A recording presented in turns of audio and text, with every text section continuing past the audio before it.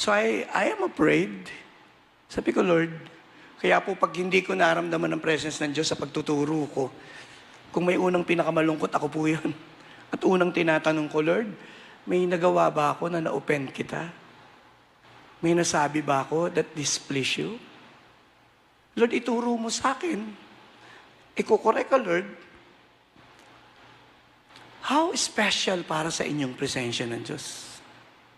Kayo lang pong makasasagot niyan. But for Moses, the presence of God is so special. Going anywhere ay hindi magandang idea without God's presence. Mahaba-haba po ang 2024.